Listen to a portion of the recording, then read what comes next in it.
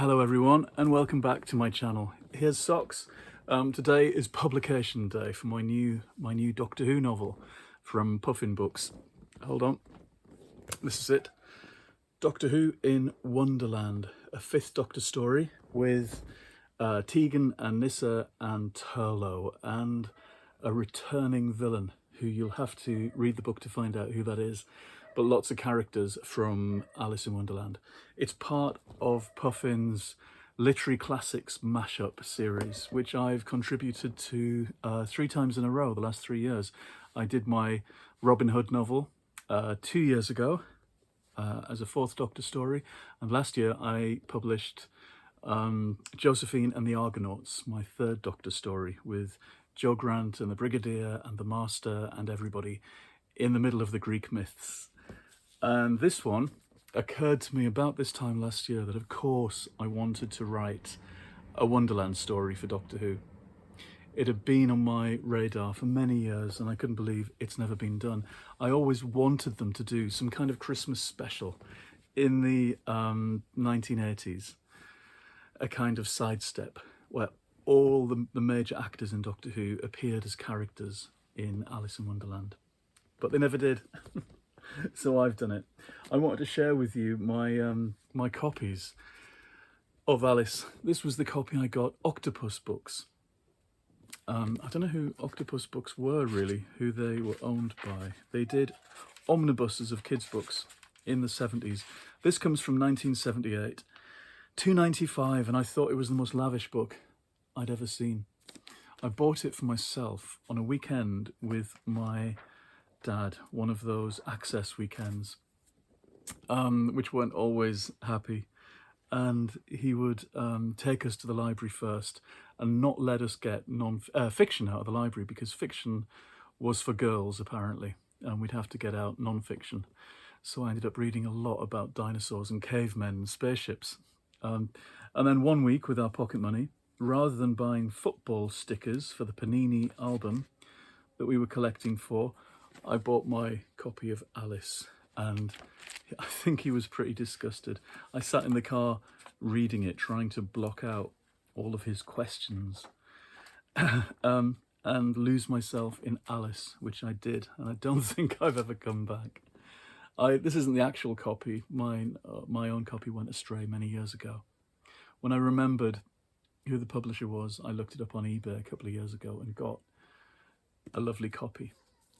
Luckily, all the books that I tend to look for on eBay, things that I treasure, they're really cheap. I don't look for expensive books, thank goodness. This was an American paperback that I got in a set, also in about 78, 79, in W.H. Smith's, which was the mecca for all book buying in the late 70s. You'd thunder up the stairs as fast as you could when you arrived at Smith's in Darlington. And they had these packs of, what they called? I can't even see that. Airmont classics, that's right. And they came in packs of 4 with crinkly cellophane on the front, almost like a giant packet of cigarettes with classics in. And I got this set, and I think it cost £2. Very good value. And this was my paperback of Alice in Wonderland for years and years, and it came away with me to university, one of the 10 or 15 books that I took. Obviously kind of lighter to carry in my bag than this huge thing. And then years later I've picked up various editions of Alice, lots of illustrated ones that I can kind of glimpse on the shelves here and there. This is fittingly, this is a Puffin copy from, I guess, the 60s or early 70s. A very kind of basics collection, volume. Although actually it's very nicely set. And I've got tie-ins of all kinds with different film covers. It's quite a nice one though. And in terms of it being a mashup, here is the very book. In a way, this is the first of the tie-ins that Target did with the Peter Davison seasons of Doctor Who when he became the Doctor, and they used these photographic covers. And I remember this one coming out very clearly, the first after season 19 in 1982. And Eric Saywood, who has kind of gone down in most fans' appreciation, I think, over the years. This was a breath of fresh air. It was witty and a good, concise telling of a good TV show, but very highly sought after. This came out the same day as the 1983, I guess, Doctor Who annual. And again, it was a case of charging up the stairs at W.H. Smith's in Darlington to get one of the few copies. They never had very many copies of these things. Doctor Who was popular, but it wasn't huge and everywhere. And so this is the fusion, all those years later, of these things in my mind. I should read you a little bit. I should have really picked out a bit before I before I started. Maybe I'll read this bit. It's about halfway through the book, and the Doctor has found himself mysteriously on board a ship heading for New York. He thought he was in the tunnels under Wonderland, but he opens a door and he ends up on a ship where a certain elderly lady called Alice is making her journey across the ocean. And the Doctor goes to talk to her. Let's see. It's a scene where they have dinner, the Doctor and Alice. It was the evening of the Doctor's first day aboard the Berengaria. It's the name of the ship going to New York. If he was honest, he was rather enjoying himself. Having made the acquaintance of Alice Liddell and having spent a pleasant tea time with her in the first-class lounge, he felt a lot more settled in his unexpected environment. What was more, he was sure that there must be a reason for being brought here, via that mysterious door. The presence of the actual Alice was too much of a coincidence to ignore. The old woman must have some object or bit of knowledge that would help him back onto the correct path. The question was, what was it? As he spent the early evening wandering around the deck of the grand cruise liner, he turned these thoughts around in his head. It felt rather lonely to mull things over by himself. The Doctor was used to having at least one companion to discuss things with. In recent years, he'd ended up with something of a surplus of fellow travellers, but that only highlighted his solitary nature tonight, here aboard the Berengaria. He was racking his brains, trying to dredge up everything he knew about the actual Alice Liddell, the Dean of Christchurch's middle daughter of 3, whom Charles Dodgson had known in the mid-19th century. Had she really lived until she was old as the Alice the Doctor had met this afternoon? Had she really travelled across the ocean to America in 1932? And what was her purpose in doing so? The Doctor knew that he would have to find out. It was all clearly tied up with the reason that he had been brought here.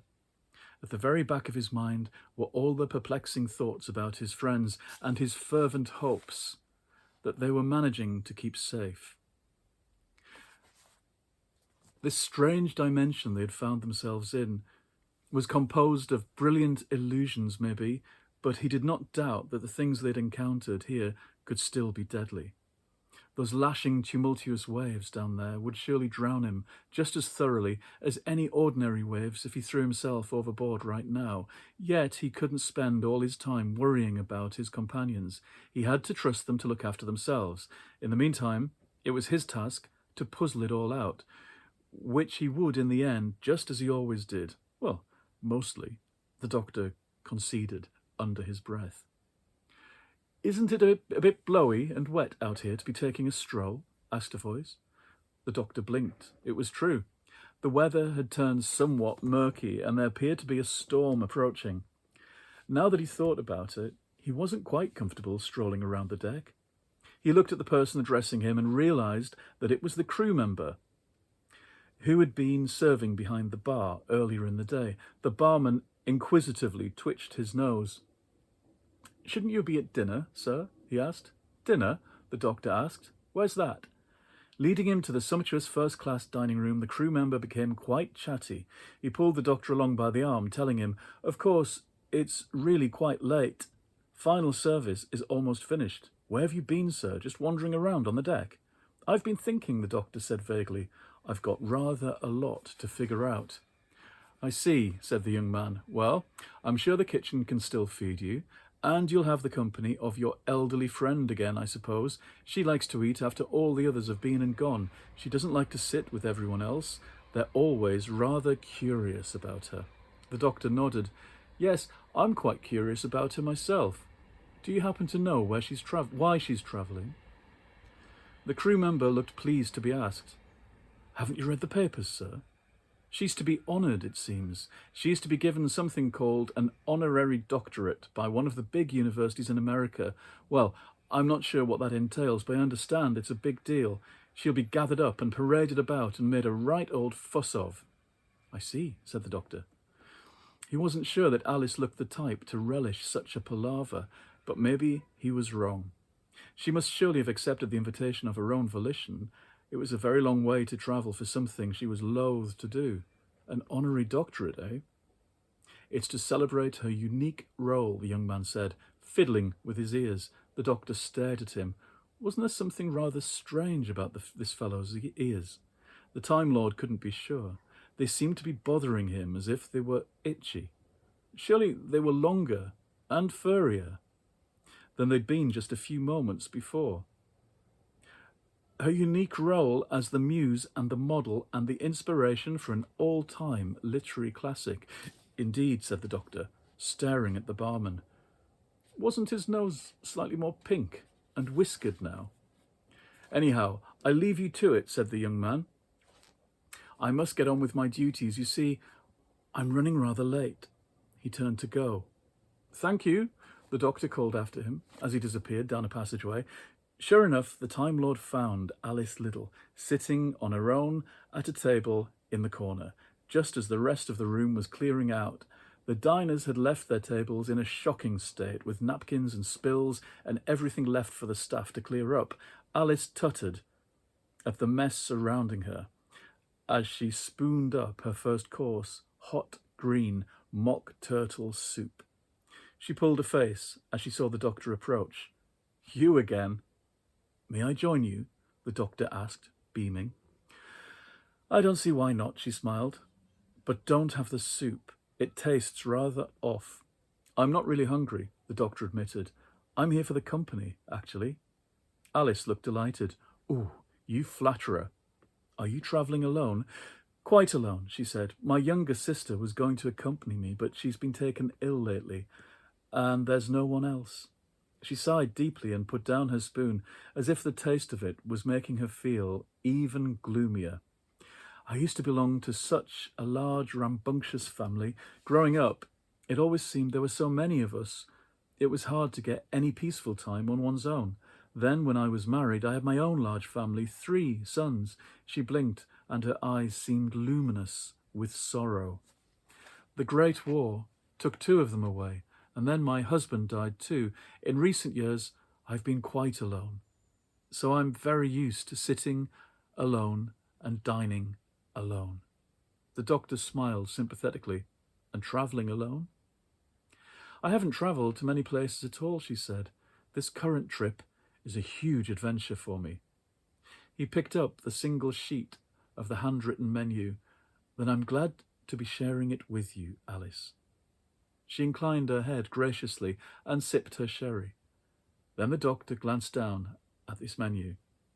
Over the top of the copperplate script listing the evening's dishes was scrolled in pencil, "Doctor, ask her about the original manuscript of Alice in Wonderland. All the answers you seek are there." I could go on. The next chapter is about Tegan with the Dormouse, the March Hare, and the Mad Hatter in the middle of the woods and finding a bookshop in the middle of the night in the woods. But I will stop there. That's just a teaser, a slight teaser, with the doctor at sea with Alice. Anyway, I hope you'll go and find it and read it and enjoy it. And I will see you again in the next episode. Goodbye.